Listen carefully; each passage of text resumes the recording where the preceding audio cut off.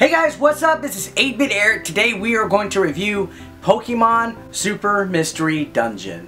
First of all, I'd like to thank you guys for watching, and a big special thanks to Nintendo for sending me this review copy. I actually got the game a little bit earlier than when it retailed, and I absolutely knew nothing about this game. So this was a blind playthrough. I never played one of the Mystery Dungeon games. I know there's like all sorts of, I know there's Pokemon and a couple other ones that, these things are big hits in Japan. So this is my first taste of a Mystery Dungeon game.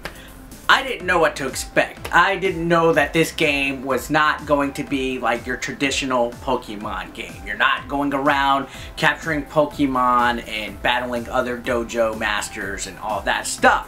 When you begin the game, you do a personality test, which I think is one of the ways that this game picks the Pokemon that you're going to be and your partner Pokemon. So I thought that was kind of cool. After doing some research, I realized a lot of people actually like the little personality test, and it was neat, it was interesting, and that's where the plot begins. You find yourself turned into a Pokemon inside of the Pokemon universe, and you are being chased by some things called Bohemians.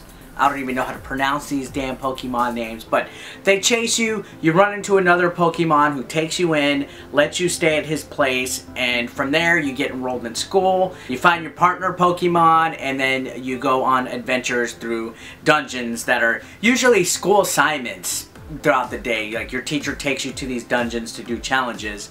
Now, the interesting thing about Mystery Dungeon is you do not play the same level twice. If you start over a different game, it's going to be completely different layouts because the dungeons are randomly generated. The items, the enemies, placement of the exit, everything about these dungeons is random, and that's a cool concept in theory. However, once I began playing the game, I quickly kind of grew tired of it. It was a little bit too repetitive for me. Now, I know in a dungeon RPG type of game like this, that's a given. However, I've never really been a big fan of these types of games. Not knocking the game, it's not bad at all. It's just, it wasn't my cup of tea. Now, the gameplay, you control a little party.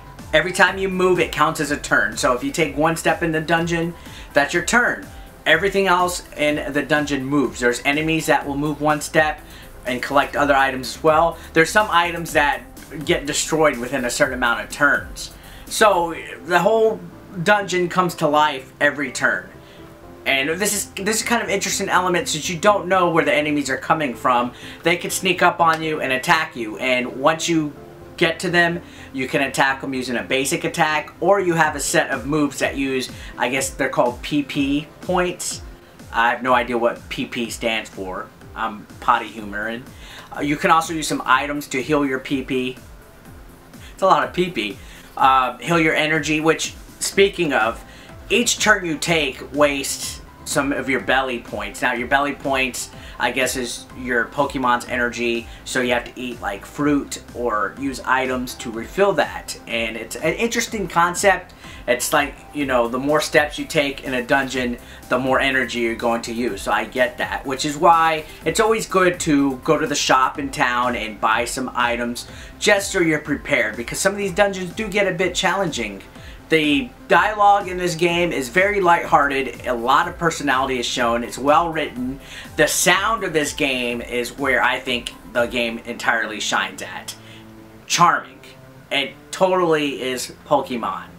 It's the best part of this game. The graphics kind of leave a little bit left to be desired. They're colorful, and at times they can be pretty cute, but it kind of looks like it's a bare minimally made game graphically wise. I think that the Pokemon Company wanted to focus more on the dungeoneering aspect as opposed to what the graphics look like. For example, the attacks, they're not very well animated. Not that they've really been animated that much in any of the Pokemons that I can recall, but they're just, there's not any real animation frames.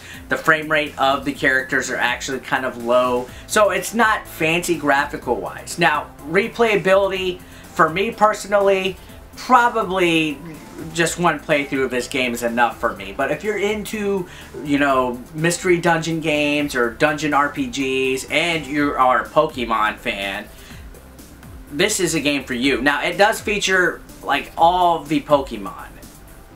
That, like, they're all appearing in this game from all the generations, so that's pretty cool. About, what, 720 different species of Pokemon. So overall, if you're a Pokemon fan, a Mystery Dungeon fan, worth a look. Something nice to carry around when you're, you know, got your 3DS and you want to play some handheld gaming on the go. For me, like I said, not exactly my cup of tea, but, you know, if I was to give this game a rating, I would say at least a 7, 6 or 7 out of 10. And yeah, so thanks a lot, guys, for watching. This was Pokemon Super Mystery Dungeon. As always, thanks for watching. Rate, comment, subscribe, and I'll see you later.